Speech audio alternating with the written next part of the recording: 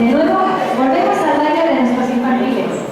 Ellos, primeramente, han interpretado una jota y ahora interpretarán un bolero.